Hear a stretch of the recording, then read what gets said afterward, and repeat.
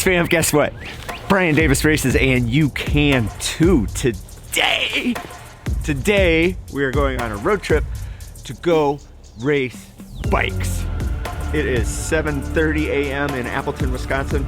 We're gonna go drop the kids off at school, hop in the car, drive to St. Louis, and get ready for 3 races in St. Louis this weekend. I am beyond excited.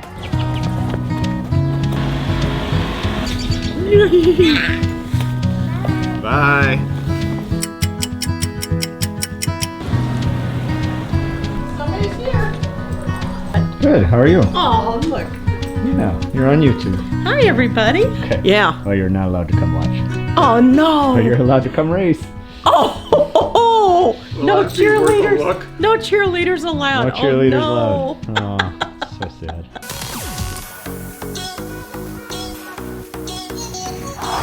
It is legitimately cold, and I did not prepare for legitimately cold. I'm freezing. 3, 2, 1, go. Michael? All right, race fam, welcome to St. Louis. This is Saturday morning of race weekend, 7 a.m., and it was cold, no joke. I was not ready for that. So my warm-up was okay, not great, but okay. And then I got a little confused on the start line, so I got a little flustered getting up to the right spot. Thankfully, very close to not hitting my start spot. So we got it done. So my normalized power for this whole effort was a little bit lower than I would have liked to have seen, coming off all that sweet spot with Trainer Road and the winter. I think I put in a pretty good winter. The last couple weeks moving over to the coach, we've slowed down the sweet spot stuff. We had a little bit of a rest to kind of get a clear line between what I was doing on Trainer Road and what I'm going to be doing with coaching, which I understood all that, so that was fine, and I still think I did an okay performance. So I'm on my KHS Flight 900 bike, regular road bike, no aero bars. I have Roval 50 wheels or something like that, and they're new wheels for this year. Well, I bought them last year, but new racing wheels for this year because I didn't get to race last year. Super excited about them. They're very fast, but they're not that fast. So I started out, you'll see the graph here at the end. I started out maybe a little bit hot on my pacing because I thought this was going to be closer to like a 22-minute effort, and it ended up being a 29-minute effort, which is pretty substantially different. And that's on me. I didn't really put enough effort into figuring out how much time this course was going to take. Beautiful course, just gorgeous. It was really fun. Technical, lots of turns, little rises, things like that. There's railroad tracks coming up here, but overall, really fun weekend. And we're going to watch. I'm trying to cut down on the B-roll stuff and just get into the racing because they're pretty long. And I just want you guys to be able to watch this. I am going to post all 3 of these races in their entirety with the power overlays. If you guys want to sit on the trainer and watch these on your own, you're more than welcome to. I'm not going to do voiceovers for those. I'll probably throw up some music, but the idea is that you would put your own music on as you're hitting your Trainer Road or you're Zwifting or whatever you're doing. You can watch that on your phone or your laptop or your iPad or whatever the case is. So here's how the TT ended up for me. I ended up in 11th place. My teammate who was down there that weekend, John, hugely fast, got 2nd place. We didn't know that time when we went racing the next day. So that's important. I'm happy with my heart rate efforts. I feel like I put in a good effort, so I feel good about that. My normalized power was 291, and 291 normalized power. TTing, it's okay. Not my thing. Don't love it. No, don't love it. But finished it, so that was good. My teammate John, on the other hand, enjoys the TT.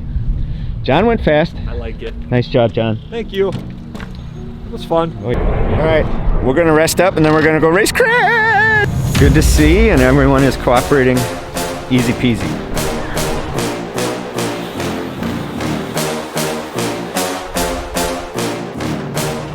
All right, race fam, so just to orient you, this is a few hours later on that same Saturday, and I felt like I had a pretty good amount of rest in there, got some food, got a good amount of just chill out time. I was down there seeing my folks. I didn't have any social agendas I was trying to accomplish between the races on Saturday, so all that was in really good shape. I think I took care of myself pretty well over the weekend.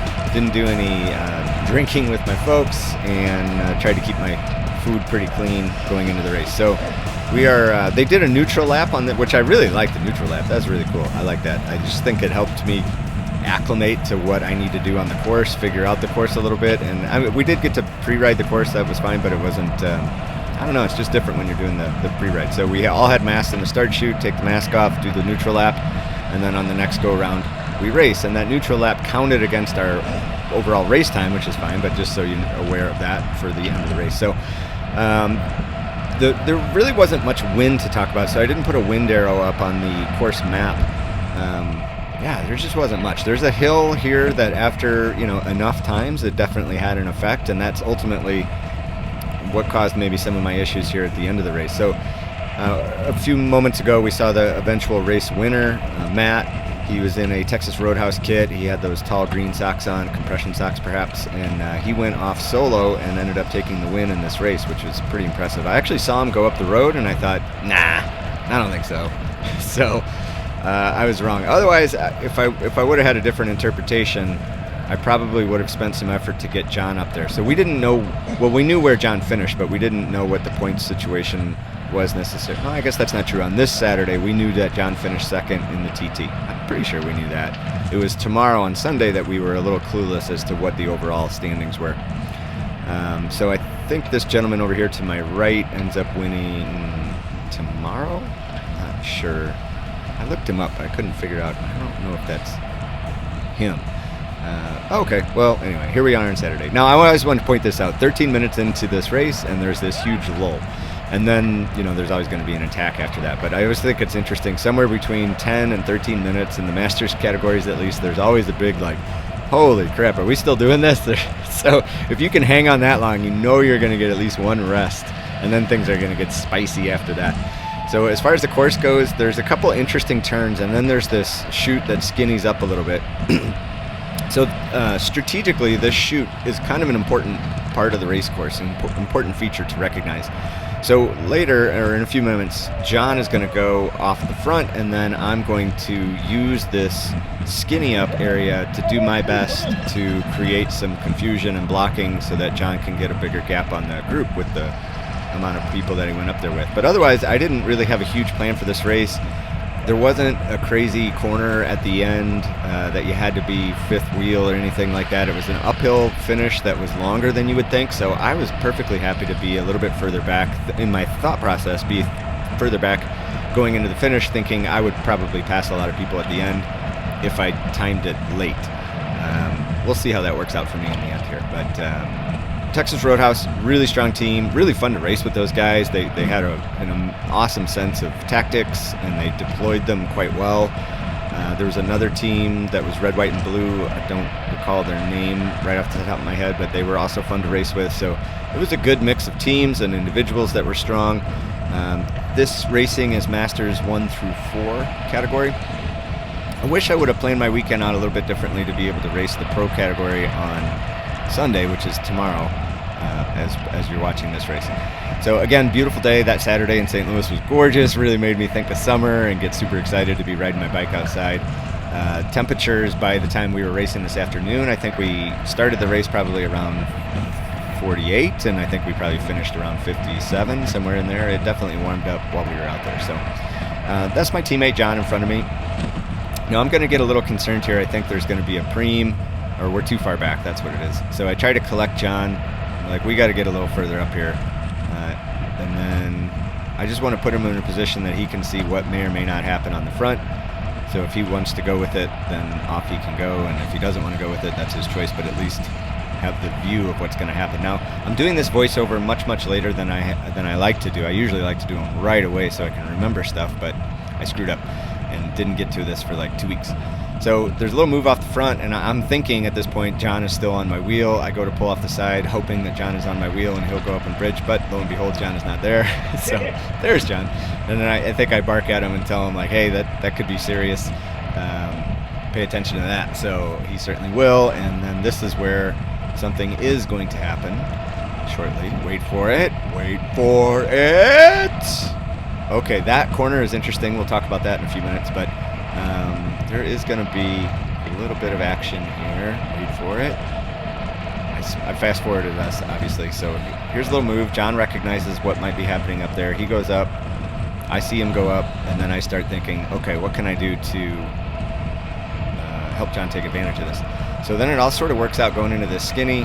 There's 3 of us abreast in this skinny up, and this is a perfect opportunity to just sort of stretch the legs, relax, take up some space, drop an anchor. I mean, we're definitely going slow. There's less than 200 watts, less than 100 watts, and I'm trying to set up a position for Jon to be able to take that group up the road. Now, I don't know, 24 minutes in, I'm not 100% sure if the eventual race winner was already away at this stage. I don't see him with us,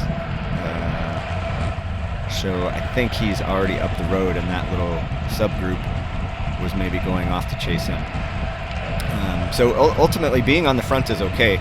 So I'm doing blocking for my teammate, but it also puts me in a position that when people do start finally coming around me, it's a fairly easy ride to close up some of these gaps that are going to start to form. So now if the peloton has decided we are not going to let that group go, I have an armchair ride to bring Jon's little group back. And that's okay too. So, that was the turn, right? So you see that Intent Racer in the black and red, carve the inside of that on the apron of the street, and there's broken pavement right at the apex of the turn where you would want to hit that turn.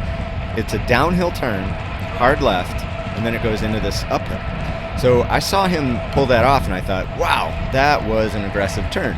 I'm somewhat scared and also jealous. So I thought, well, if he can do that, maybe I should think about a better way for me to tackle that turn. So every time I was going down that hill and making that left, I was expending a ton of watts to keep up with the group, and everybody was, right?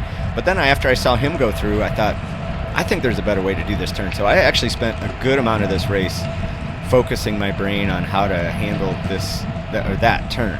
So I'm going to run you through, I think a couple takes are going to come up here.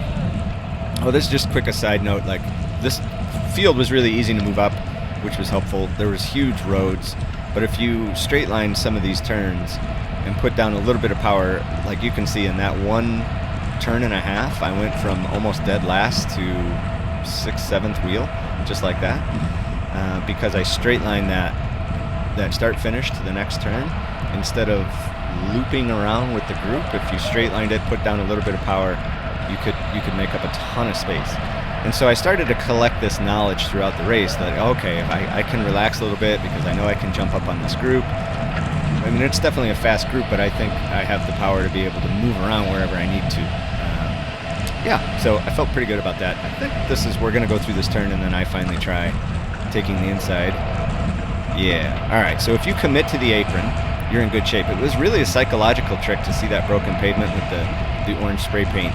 If you could get your mind past that psychological trick, you could save so many more watts going up this next hill by staying in the draft and not having to put down power. I don't think maybe I didn't get too many good examples of me doing that turn poorly, but anyway, that was an example of me doing it well. All right, here's, I think we're just about to hit 1 to go. I'm on the front, not sure why, don't like it, don't want to be here, so I'm not putting out a ton of power, but somebody comes around and gives me a look, and he says something to me. I couldn't understand what it was. It's funny, later I talked to him, and he's like, oh yeah, I was just telling you I was going up the road to get my picture taken. And I'm like, oh, okay, well, I'll follow this move. Now, I'm not putting out a ton of, as I say that at 500 watts, but it's not killing me to stay with this group. We're heading into the last lap. It's okay, or not, I don't want to call it a group, but this guy. It's okay. It's not the worst situation. And then I start to realize, I don't want to be here. This is not good for me. I'm a sprinter. I'm not a last lap breakaway guy. And then he starts putting power down, and I'm starting to really feel this cramp that's creeping up into my hip flexor because of that repeated effort on the hill. Here we are on the last lap, and then I'm like, hey man, I would go with you, but I cannot. I am cramping, so I can't do anything. So I'm gonna cramping so bad, sir. Yeah, cramping so bad. So I'm either gonna get last or not go with you. so I'm not gonna go. I'm gonna try to recuperate as much as possible in this last lap. And the last lap's pretty tame. I'm looking around like, is this really the last lap? All right, so now here comes a little lead out with Texas Roadhouse. I'm sitting in a great spot now. I mean, there's one rider up the road, a Texas Roadhouse rider up the road. They're going to work on a sprint for their next second in command. And so here I am slotting into 4th wheel in the last lap with less than a lap to go, maybe 3/4 of a lap to go, which is, I don't know what it's going to be, like a minute, maybe a minute and a half. This is a great spot. How do I screw this up? Well, let's watch the video. Here's how I screwed up. One, I don't take that inside faster turn, so I know that's going to cost me. Now watch how these watts are going to pop off to, well, I guess that one wasn't actually so bad. But here's going up this hill is where I start to let things slide. I should have moved over to that curb and closed that door, and then I should have been moving up like I do now, but then I don't stick it. I don't work hard enough to stay there. Now that cramp was an effect, right? Like it's easy to sit here and watch the video and be like, what is your problem, dude? But my leg was freaking out with the cramp. So there's not a ton I can do except, oh God, maybe I should even just get out of the way because I'm screwing things up for everybody else. That was definitely a thought that went through my mind. But in any event, I'm giving up tons of spaces. Look at all these people flowing past me. This is not how you finish a race. Like, this is absolutely not how you finish a race. You have to fight for that spot, and then you have to keep recycling yourself on the outside so that you can stay in that first 5, 6 bubbles. So now I'm definitely past the bubble, and I'm getting swarmed up, which is no one's fault but my own. If I had stayed in that fourth wheel, you can see those guys straightening things out. They're putting in big power. If I had stayed up there, where they're leading and where if I wasn't cramping, where I could have felt pretty strong, I'd be in an amazing position to finish off this group sprint in a good spot. But instead, I'm going to get to try my theory of leaving it very, very late, and we'll see what happens. So I've definitely left it late. I'm way back in the field, and I'm hoping this uphill sprint is going to catch a lot of people off guard, and I'll do what I can to finish. And really, I'm not, like, I know I'm not competitive at this point, but I still want to see, can you recover? Now my legs started to actually feel better, and despite the cramp, but then I have to take this awful outside line that's like adding an extra 400 feet to this sprint, and that's okay though. It's okay. No big deal. Live to fight another day. Jon got second in the TT. Jon was a little bit of where we were aiming, and I kept telling Jon, like, hey, I'll do whatever I can do to help you out. And we can always switch to me being the sprinter, like literally in the last 1 minute of the race. No problem. So normalized power today was 273, max watts 1132, somewhere in there. I don't know what. So this is Sunday afternoon at Forest Park in St. Louis, which is a beautiful, beautiful park. So again, a neutral lap. And I think that is the person who ended up winning the race, but he's just goofing around and goes off on this flyer. I think he's goofing around, like everybody said. Are you serious? So anyway, he eventually comes back to us. Pace car person, for future reference, if it's a neutral lap, you are in charge of the neutralness. So don't accelerate with that guy because he's sprinting. La la la la la. All right, so we are on Sunday, racing bikes again. Now again, we don't know that Jon finished, we don't know the points situation. So Jon did not have a great finish. He finished just a few riders after me on Saturday with a second place TT.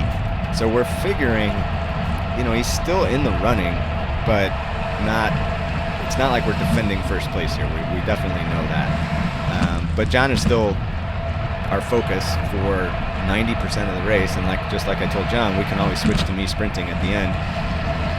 So there's no reason for Jon to do anything different tactically for me.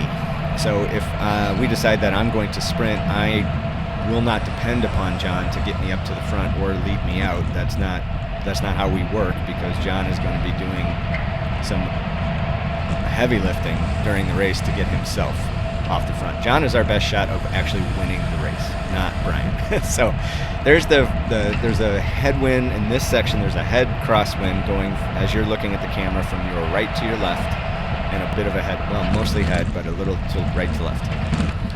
That bridge going over on our way to the last turn is a disaster pavement. Maybe they'll fix that. Apparently it's been that way for a number of years. So Tour of St. Louis, it'd be super rad if you could talk to your friends at the city and maybe get a quick repave for next year. But it's a great race. I would definitely go back to this race. No question about it. I had a lot of fun.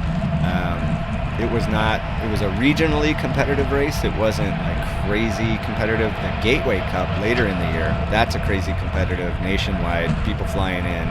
That's crazy competitive. This one is a little more chill.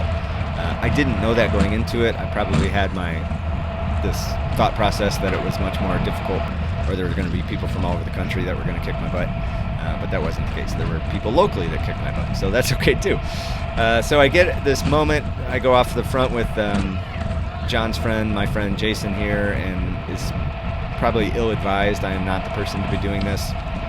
I didn't necessarily realize I was doing that for a little bit, and then I eventually turn around and feel like, well, this is not a good spot for me. It's not tactically the worst thing if I'm working for Jon to get off the front by himself, because if I put in a move and somebody has to put in effort to come get me or these other fellas, then hey, that's power that they had to expend. Strategically, still definitely not optimal. I have to say that that's not an optimal move. And I realize that, I pull out, and I'm like, nope, not doing that anymore. That's not my goal. My goal is to help Jon get off the front or sprint if that's how things work out. So, a little flashback with people walking down the course instead of the sidewalk. So, super rad.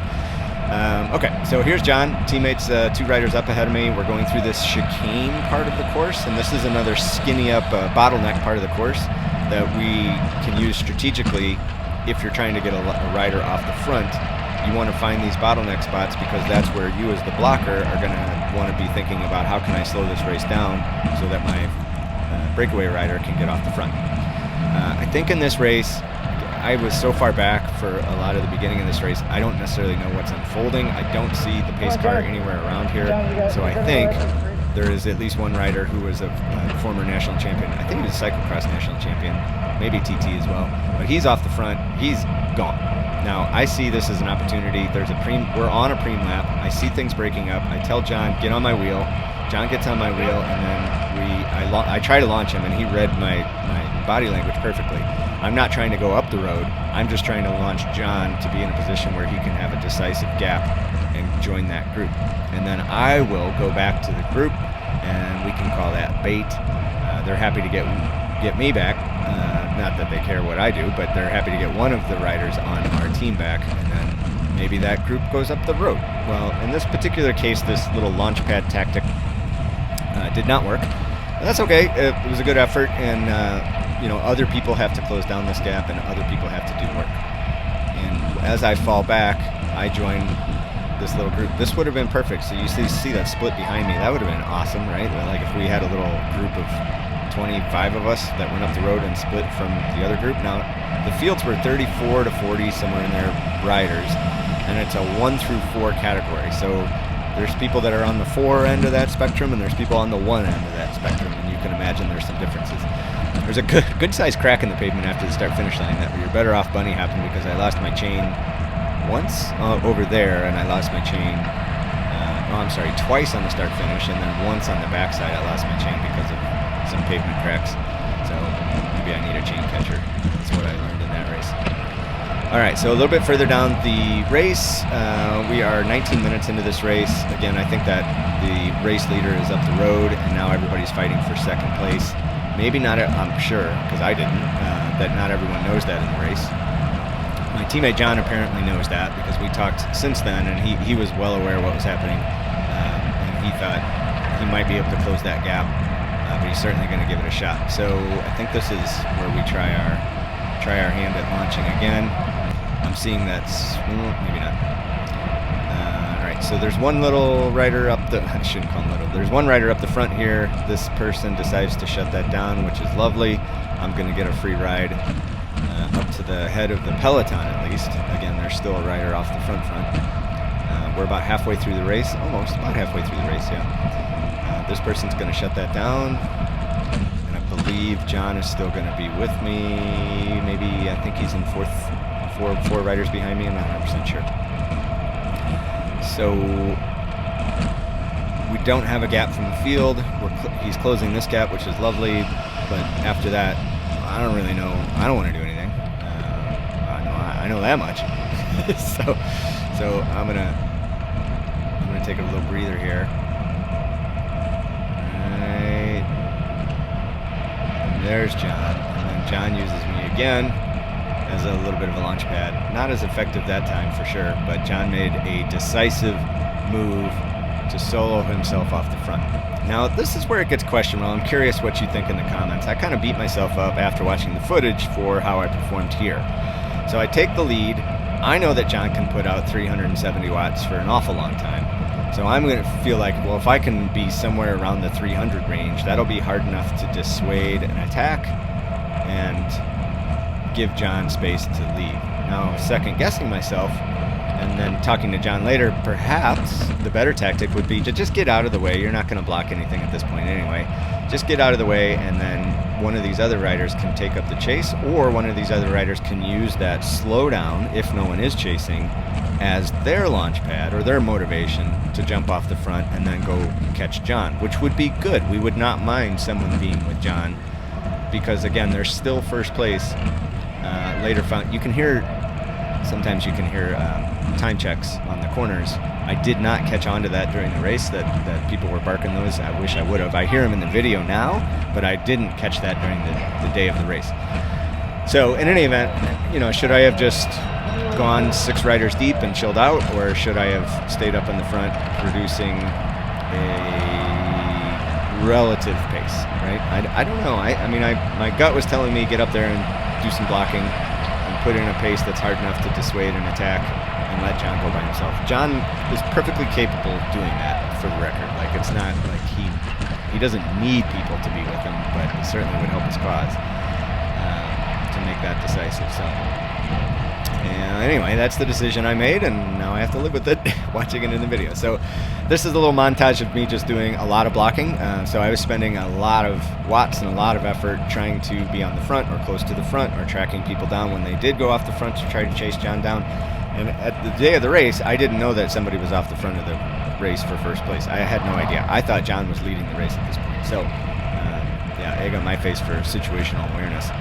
So there's this, these moves would pop off and I would chase them down. I just wanted to be on their wheel. I didn't want to contribute to their pulling. This one I pull up even to this person as he's putting out a ton of watts. I feel like maybe that's demoralizing and makes somebody not want to do it anymore. I don't know if it had any psychological effect on him at all. I have no idea. But that was what I thought was going to happen.